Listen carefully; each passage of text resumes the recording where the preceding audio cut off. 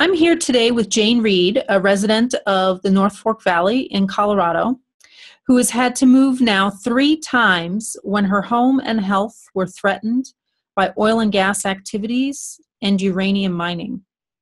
She's tired of moving and is going to share her story with us today. Welcome, Jane. Hi, glad to be here. Can you start out by telling us a little bit about your experience with oil and gas development? Yes, I lived up Divide Creek outside of Silt, which was pretty much where a lot of the oil and gas drilling went on. And when it first started, I moved back to Glenwood to a nice place, but it didn't have enough sun, so eventually I really missed Divide Creek, and about 7 years later I came back. And by that time, the well drilling was pretty far underway. I had 7 wells on my neighboring ranch, one right on the property line, which they flared quite often, and whenever they would flare the well, my whole house would smell like the stove had blown up. Another thing that would happen was every morning I would wake up with a headache, a sinus headache, and every time I would leave town, the headache would go away. So I did some experimenting. I'd go to Denver, wake up, no headache. I put radon detectors in the house, no radon. Then I thought maybe I'm allergic to cedar, but turns out I'm not allergic to cedar. So I didn't realize what the headaches were from.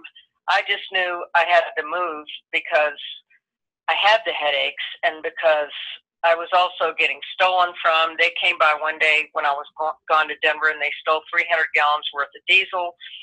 They stole all of the tools out of my barn. And there was a lot of traffic on the road. They drove right by me to go to the wells and check the wells all day. So it just became not a fun place to live, and I was sick and just had to leave. So then I moved to Cotopaxi, where I had some land, and that went great for a while until they decided to renew the Tallahassee uranium mine. So after I was down in Cotopaxi for a while, a company from Australia came called Black Range Minerals and bought up all the mineral rights on the Tallahassee uranium deposit, which used to be an active uranium mine, which had sort of been abandoned. And they also bought the mineral rights to the Hansen deposit, and they are off of, they're sort of northwest of Canyon City, and they were just across the ridge from where the ranch was. And I just decided I wasn't going to wait around for that because the wind was blowing from the north, and it would have probably, if they had a processing plant, it would have blown right towards the ranch, and I didn't want to take a chance on my groundwater being contaminated, and just didn't, I've been chased around by energy companies so much, I just got out of there. So you mentioned earlier that you had things stolen from you. Who were you referring to that stole from you? Well, it had to be the guys that were checking the wells. Oh. I mean, it's a private driveway. They're just the ranchers and me and my friend Ann. And there were trucks going up and down the road all day to do with the gas industry, and I went away for the weekend and came back, and the gas was gone and all my tools were gone. Well, I assumed it was a guy because girls don't usually steal tools. So I just assumed it was one of the drivers or somebody that had been watching. And you never had those kinds of problems before? Never. I never even locked my door. So along those lines, how do you think the community changed as a result of oil and gas coming in? Well, I can't speak for anyone else. I can say for me it was incredibly stressful because property values were going down, traffic was going up. There was a lot of, what's the right word? Just a lot of discord between the people that wanted the oil and gas and the people that didn't. And, the bars were more crowded. it just wasn't an attractive industry. I mean, I don't know what else to say about it except for, everybody was up in arms about it. Lots of people, they promised it would all look okay and they wouldn't have anything to worry about, and people were getting sick. And, you can see all that in Gasland and Split Estate, all the people that got sick that they interviewed. My friend Karen Trulove built her dream house and had to leave because of respiratory problems. You could see a well right from her porch, a big well. It just turned a sort of quiet, nice farming and ranching community into an industrial zone. And let's talk about that a little bit, turning it into an industrial zone. Do you think people had a sense that that's what would happen? I mean, if, for example, if there had been an initiative to zone the area heavy industrial usage for oil and gas development, do you think people would have supported that? I think the people that stood to benefit from it would have, like the ranchers who were going broke, but only because they would lease their mineral rights, not because they wanted it. They just were going broke. Ranching is hard and you don't make a lot of money at it, and they saw a way that they could, a lot of them just made a bunch of money and went and bought big ranches in Nebraska. The ones that made money were happy. The ones that didn't were not. But a lot of them I talked to just said, if we'd known it was going to be this invasive, we never would have voted for it. And can you talk about the difference in terms of benefits between drilling that takes place on private land versus on Bureau of Land Management lands or public lands? Well, I don't really know what the difference is, other than if they drill on your land, you tend to reap money from the water or the mineral rights. They pay you, but on BLM, it's just trashed. You don't get anything out of it. And you had mentioned earlier that you've been chased by energy companies most of your property ownership life. Can you talk about some of the promises that were made to you? Well, no promises were made to me, because as soon as they came, I left. I mean, I didn't want anything to do with them. Good for you. Good for you. I mean, I didn't ever listen to them. I just told them to leave, because at one time when I kicked them off for hiking around my place with Geiger counters in Cotopaxi, and I told them never to come back, that I owned the mineral rights and that they weren't going to be able to drill there. A week later, they were flying over me with Geiger counters from a helicopter. So I knew they had no respect for me whatsoever.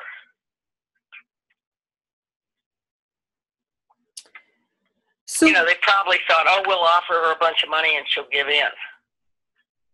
Which, of course, I didn't. But because it was so close to the Tallahassee lode, I'm sure that's why they thought there was uranium on our side of the hill. So let's talk a little bit about risks and risks of contamination of water and soils. What do you see as your nightmare scenario of how, for example, the North Fork Valley watershed could be contaminated? Well, I think the thing that scares me the most is the fact that they're going to bring those trucks down the hill past the reservoir. And those guys are, they're on deadlines and trying to make schedules and trying to make more money, and they drive too fast, and there's black ice up there. And if we ever roll over into Paonia Reservoir, it's going to poison everything. There goes the promise of pure organic food to the tourists and everybody. I mean, that's our lifeline here is food. I just know that all the irrigation water from Paonia Reservoir will be toxic. Right. And as far as the fracking goes, I don't know, I can't see the fault lines under the earth, so I don't know exactly what goes where. But we know what happened to Lisa Bracken. Do you want to tell us more about that? She'd be the one to talk to, but she basically had a seep of all kinds of methane and all the chemicals that go along with it coming out of her creek, up Divide Creek, West Divide Creek it was. And she tried for 10 years to get the EPA there, and they never would come. She spent 10 years trying to document this with geologists, and everything in the area where it was bubbling up was just dead. She said the wildlife, if they drank it, they died. But she came over here and made a speech for CHC a couple of years ago, about a year and a half ago, I think, when they had the first meeting at the high school, and told her experience. And basically, it's still going. It's still seeping.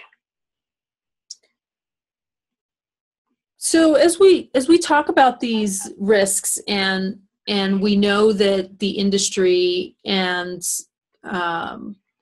federal, state, and county governments tell us that everything's properly regulated and there's really nothing to worry about. What have you witnessed or heard of situations where people or kids have been using our public lands, just doing what they do, go out and hike or go out and play, and of, any consequences?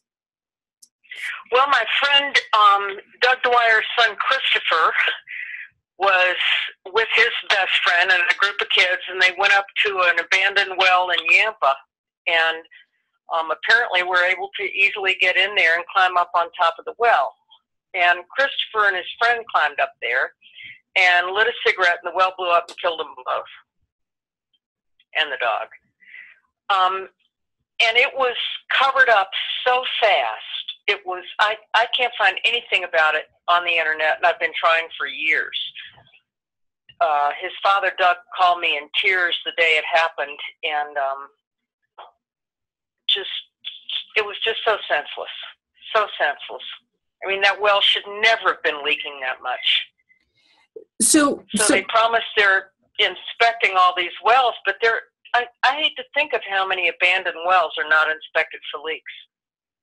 And so what you're telling me is that these kids were just doing what kids do. And yeah, they were just partying. And they just lost their lives. Yep. Because of negligence. Yep.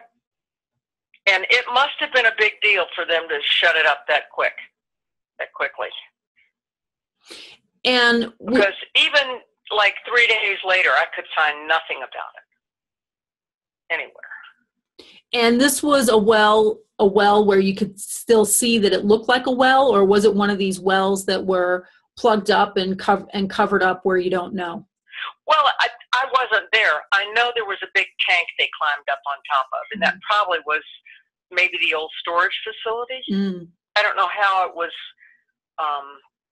attached to the well because I didn't see it. I just know they lit a cigarette and it blew up. And yes, it was dumb to light a cigarette, but they assumed it was abandoned and there was no gas. And they're kids. Yep. Okay. Well, Jane, thank you so much. Is there anything else you want people to know about what you've experienced? There's so many more stories coming out every day, and we really need to heed everybody's warnings about what's possible that could happen. Anything else you want people to know? Just know that I'll never live where oil and gas are again. Ever. It just takes over the whole community. It's a rat race when it happens. And when people say that we need energy independence, do you think it's worth the risk? Absolutely not. I think the biggest problem is that we have plenty of natural gas already, but they're shipping it out to other countries and making money off of us. they're wrecking our lifestyles and our nest eggs so they can make more money shipping it. I mean, keeping it here is one thing, but they're shipping a lot of it out. Okay, well, thank you so much, Jane. Well, thank you, Natasha. Let me know if you need anything else. Okay.